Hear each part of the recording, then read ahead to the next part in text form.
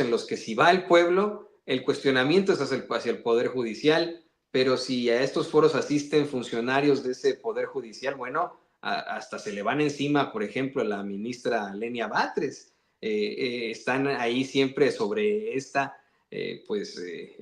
misma idea de que es el presidente intentando vengarse de ellos y que ellos son las víctimas, cuando, en mi opinión, no sé qué opinan ustedes también, son los principales violentadores de nuestros derechos, esos funcionarios del Poder Judicial. ¿Qué opinas tú de esto, Molay? ¿Qué opinas de las opiniones de sus grandes expertos que definitivamente no se sustentan? Los persigue el pasado, como a Lorenzo Córdoba, a Ciro Murayama, o bien de estos funcionarios del Poder Judicial que creen que van a resultar afectados por esta reforma que en todo caso pues afectaría a sus jefes, los impartidores de justicia, jueces, magistrados y ministros. Y hay que considerar que esos jueces, magistrados y ministros a su vez tienen sus jefes, ¿no?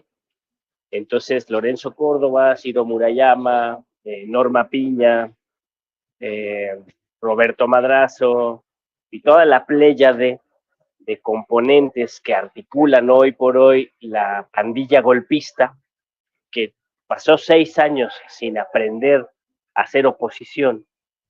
Ya no digas ser oposición democrática, ser oposición propositiva, eso jamás lo rozaron, pero ser oposición política, racional, orgánica, nunca lo lograron. Y son una pandilla golpista, una pandilla de fascinerosos, una pandilla de porros corruptos.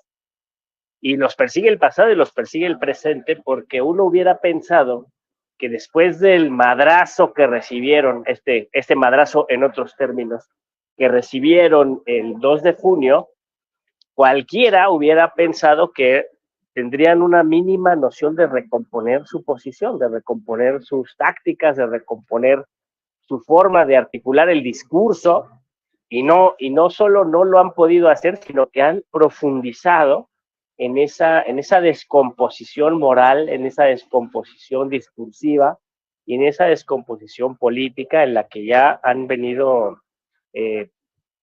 pudriéndose, ¿no? Entonces, salir con esta campaña porque son 2 campañas que se articulan, ¿no? Una es la campaña de la sobrerepresentación y la otra es la campaña en contra de la reforma al Poder Judicial. Y se contactan estas 2 campañas y forman parte de la campaña general de decir que vamos rumbo a la dictadura, ¿no?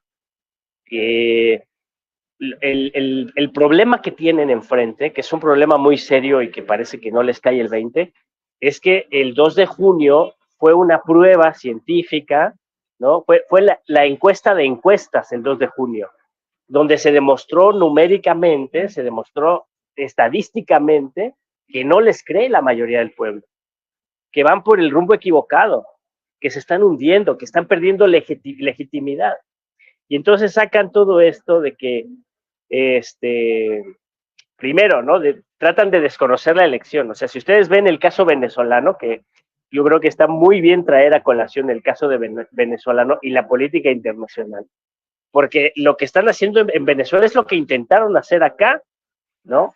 Nada más que en Venezuela, entre muchas otras diferencias que hay entre nuestros países y nuestros procesos de transformación, pues ellos ya llevan un proceso de 20 y tantos años que, claro, como cualquier proceso de transformación, tiene sus rasgos de agotamiento, ¿no? Y tiene intentonas de golpe de Estado de manera sistemática, ¿no? Recordar que la revolución bolivariana fue la primera que levantó la cabeza en contra de la vorágine neoliberal, en contra de la aplanadora neoliberal.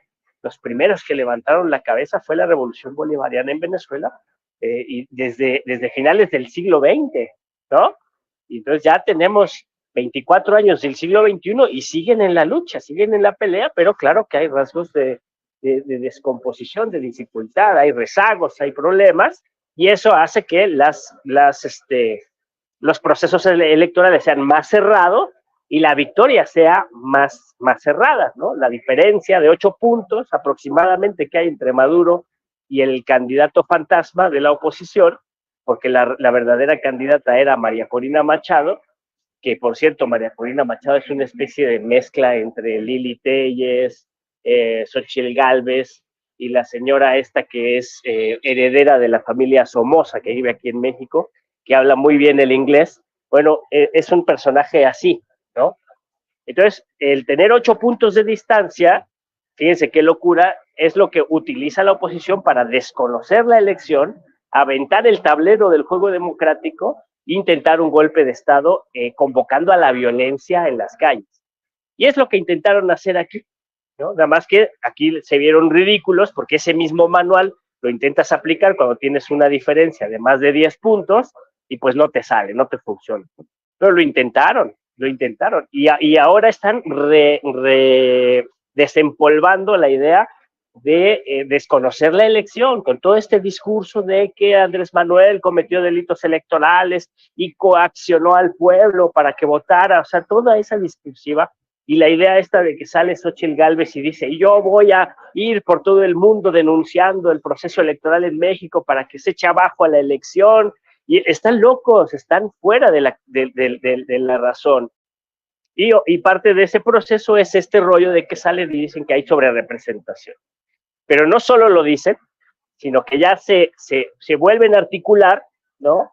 Nos demuestran, nos dan evidencia de que no han entendido el proceso histórico que estamos viviendo, de que no tienen analistas, no tienen intelectuales, no tienen cerebros que se sienten a discutir seriamente y a ver por dónde pueden mover sus piezas en el marco del juego democrático, no los tienen y están demostrado, porque salen y le exigen al Instituto Nacional Electoral que viole la constitución política de los Estados Unidos mexicanos, y se lo exigen con una vehemencia, ¿no? De que tienen que quitarle la sobrerepresentación al partido que les ganó, al partido que los dejó en la lona, ¿no?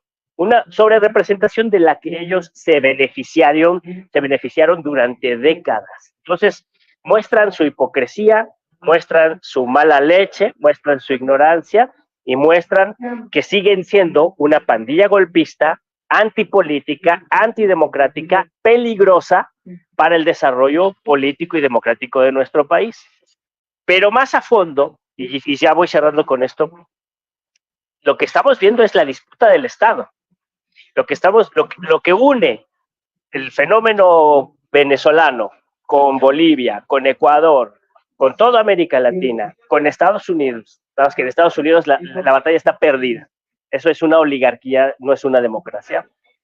Lo que une nuestros procesos históricos actualmente en América Latina es la disputa del Estado, la disputa por el Estado. Y esa disputa está entre los procesos nacional populares, la capacidad de los pueblos de articularse, movimientos sociales, propuestas político-ideológicas, plurales, variadas, heterodoxas y heterogéneas, ¿no?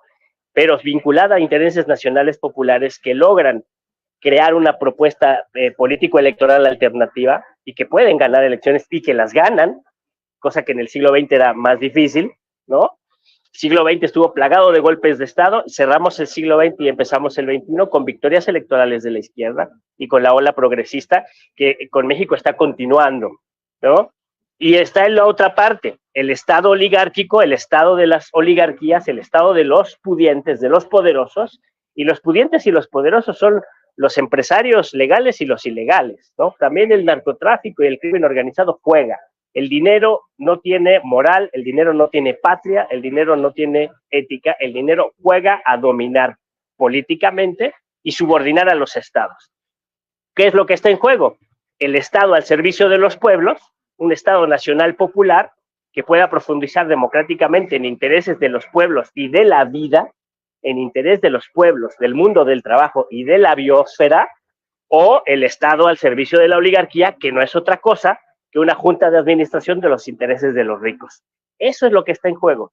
¿Con quién creen que juega Shiro Murayama y Lorenzo Córdoba y toda la playa de golpistas?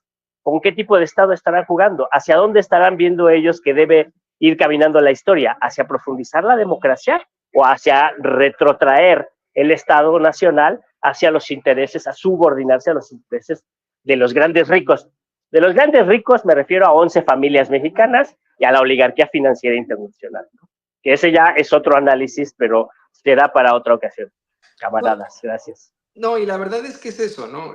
¿A dónde fue Ciro Murayama y Lorenzo Córdoba a exponer su gira? Fueron a puras universidades privadas, fueron allá a la Ibero Puebla, ¿no? Efectivamente, Lorenzo Córdoba tiene su cátedra en la UNAM, pero no lo vimos de ninguna forma hacer algún tipo de, vamos, conferencia en la que pudiera ir la gente a cuestionarlo, evidentemente. Y lo que nos dice Molay es muy, muy importante, esta oligarquía que en todo caso pues se vale del poder judicial para sus muy, muy oscuras intenciones. Le pido al equipo que nos